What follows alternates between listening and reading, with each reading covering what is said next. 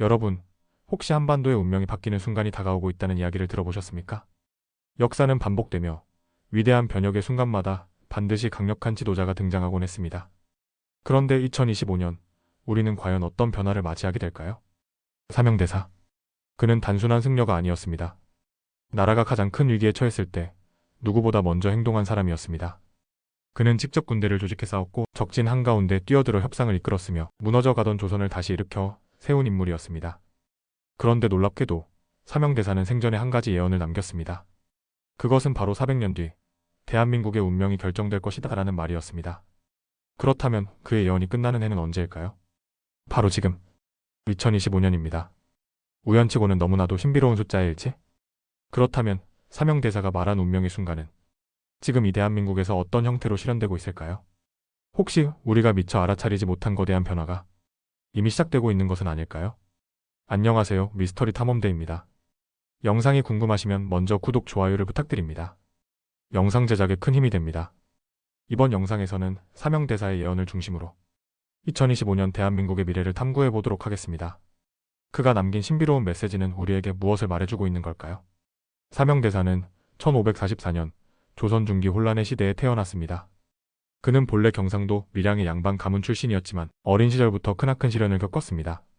15세에 어머니를 잃고 16세에는 아버지마저 세상을 떠났습니다. 세상에 의지할 곳이 없었던 그는 결국 모든 것을 내려놓고 출가를 결심했습니다. 그 후 그는 불교의 깊은 수행에 몰두하며 깨달음을 얻었고 승려로서의 길을 걸어갔습니다. 그러나 그가 남긴 가장 큰 업적은 단순한 종교적 수행이 아니라 나라를 지키려는 실천적 행동이었습니다. 1592년 조선을 뒤흔든 임진왜란이 발발했습니다. 이때 사명대사는 단순히 기도에 의지하지 않았습니다. 그는 조선의 백성을 지키기 위해 직접 승병을 조직하였습니다. 그리고 적군과 맞서 싸우며 나라를 위해 칼을 들었습니다. 놀랍게도 그의 전투 방식은 단순한 병법을 뛰어넘는 기묘한 전략으로 가득 차 있었습니다. 적군은 마치 보이지 않는 손에 의해 무력화되는 듯 했고 그가 등장하는 곳마다 승리가 이어졌습니다. 일본군은 그를 귀신 같은 승려라고 불렀으며 사명대사를 두려워했습니다. 그런데 전쟁이 끝난 후 사명대사는 더욱 놀라운 선택을 합니다. 바로 적의 본거지 일본으로 직접 건너가 외교 협상을 이끌었던 것입니다. 그가 일본에서 수행한 임무는 단순한 협상이 아니었습니다. 그는 적진 한가운데에서 일본의 속내를 파악하고 채침을 막으며 수천 명의 조선 포로를 구해내는 기적을 만들어냈습니다. 그렇다면 이런 인물이 남긴 예언은 과연 어떤 의미를 담고 있는 것일까요? 사명대사는 자신이 보고 겪은 모든 것을 바탕으로 한반도의 미래에 대한 통찰을 남겼습니다. 그가 남긴 가장 신비로운 예언 중 하나는 다음과 같습니다. 나라가 2번 무너지고 3번째 위기를 맞이할 것이다. 그러나 그 후 새로운 주인이 등장할 것이다. 과연 이 말은 무엇을 의미할까요? 사명대사의 예언에서 말한 3번의 위기를 역사적 사건과 비교해보면 놀라운 사실을 발견할 수 있습니다. 첫 번째 위기, 1910년 한일합방. 조선은 일본에 의해 나라를 빼앗겼습니다. 두 번째 위기, 1950년 한국전쟁. 한반도는 남과 북으로 갈라졌습니다. 그리고 지금 2025년, 대한민국은 과연 어떤 위기를 맞이하고 있을까요? 현재 우리는 여러 가지 복합적인 위기 속에 있습니다. 경제 불황, 정치적 혼란, 국제적 갈등, 그리고 사회 내부의 분열까지. 그 어느 때보다도 대한민국은 거대한 변화를 앞두고 있습니다. 사명대사는 3번째 위기 이후 새로운 주인이 등장할 것이다. 라고 말했습니다. 그렇다면 그가 말한 새로운 주인은 누구일까요? 2025년, 대한민국에는 과연 어떤 지도자가 나타나야 하는 것일까요? 그리고 우리는 이 위기를 극복할 수 있을까요? 사명대사가 말한 보이지 않는 미래의 의미를 더 깊이 파헤쳐 보도록 하겠습니다. 다음 영상에서는 그가 남긴 마지막 예언을 중심으로 2025년 이후 대한민국의 행보를 예측해 보겠습니다. 과연 우리 앞에 어떤 미래가 기다리고 있을까요? 사명대사는 생전에 이렇게 말했습니다. 새로운 주인이 나타나면 조선은 빛을 되찾을 것이다. 그러나 그 주인은 3번의 시련을 거친 후에야 인정받을 것이다. 그렇다면 이 새로운 주인은 누구를 뜻하는 것일까요? 단순한 한 명의 인물을 의미하는 것일까요? 아니면 대한민국 전체를 변화시킬 새로운 세력을 뜻하는 것일까요? 역사적으로 볼 때 한 나라가 대변혁을 맞이할 때는 반드시 시련을 겪은 지도자가 등장해 국민을 통합하는 역할을 해왔습니다. 과연 2025년의 대한민국에도 이와 같은 새로운 지도자가 등장할까요? 흥미로운 점은 사명대사가 말한 3번의 시련이라는 표현입니다. 그가 말한 시련은 단순한 개인적 고난이 아닙니다. 그 지도자가 온 국민의 시험을 받으며 대한민국을 이끌어야 하는 순간을 의미할 수도 있습니다. 2025년, 대한민국은 새로운 변화를 맞이하고 있습니다. 그렇다면 우리는 지금 그 변화의 한가운데 있는 것일까요? 사명대사의 예언을 더 깊이 탐구해 보겠습니다. 2025년 대한민국이 마주하고 있는 변화는 국내 문제에 국한되지 않습니다. 세계적으로도 거대한 변화가 시작되고 있습니다.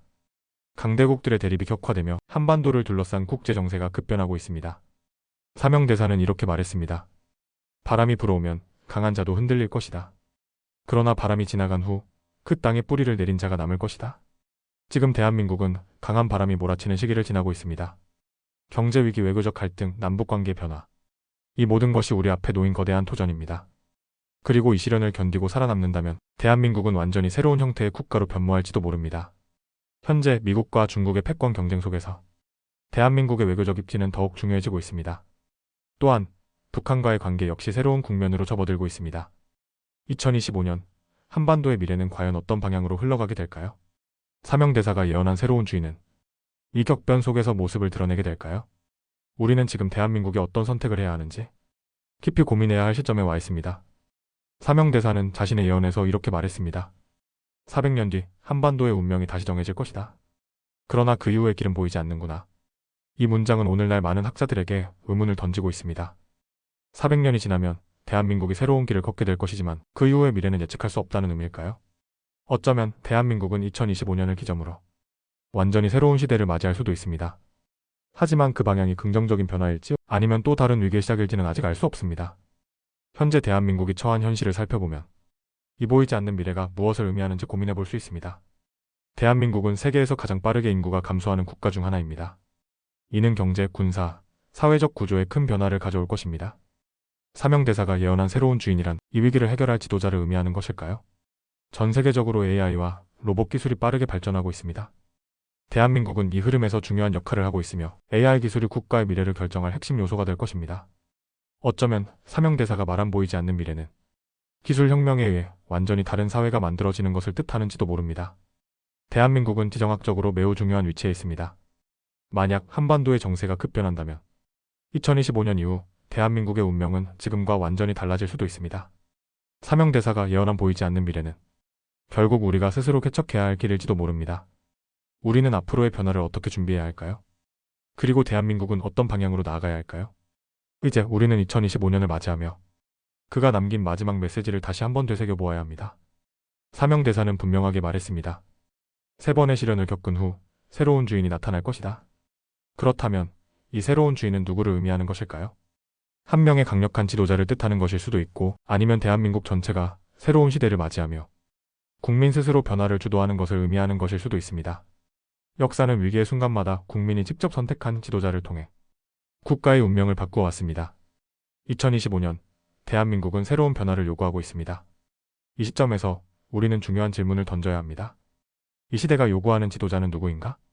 국민이 원하는 리더는 어떤 모습이어야 하는가? 그리고 대한민국은 어떤 방향으로 나아가야 하는가? 사명대사는 참된 지도자는 국민을 두려워하고 국민을 위해 희생할 줄 아는 자라고 말했습니다. 과연 대한민국은 그러한 지도자를 찾을 수 있을까요? 혹은 이미 그런 지도자가 우리 곁에 존재하고 있지만 우리가 아직 알아보지 못한 것일까요?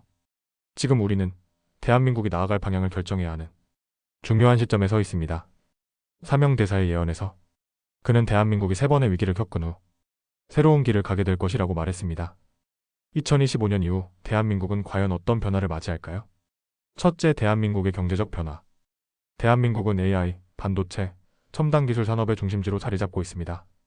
그러나 글로벌 경제 위기 속에서 대한민국의 경제적 운명은 어떤 방향으로 흘러갈까요? 둘째, 대한민국의 정치적 변화. 지금까지의 정치적 갈등은 2025년 이후 어떤 형태로 변할까요?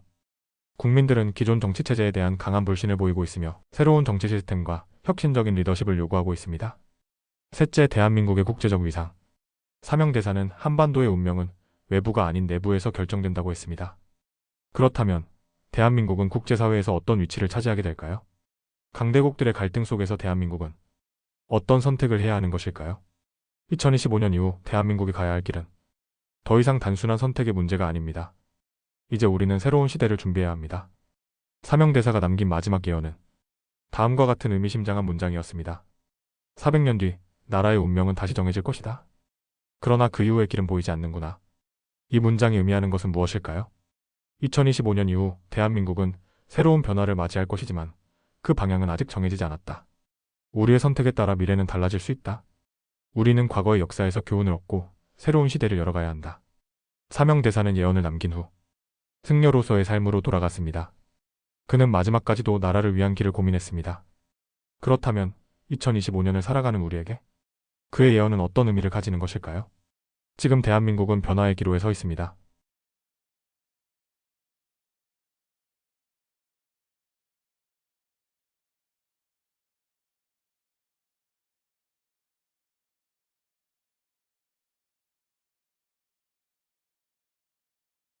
지금 이 순간 대한민국은 역사의 변곡점에 서 있습니다.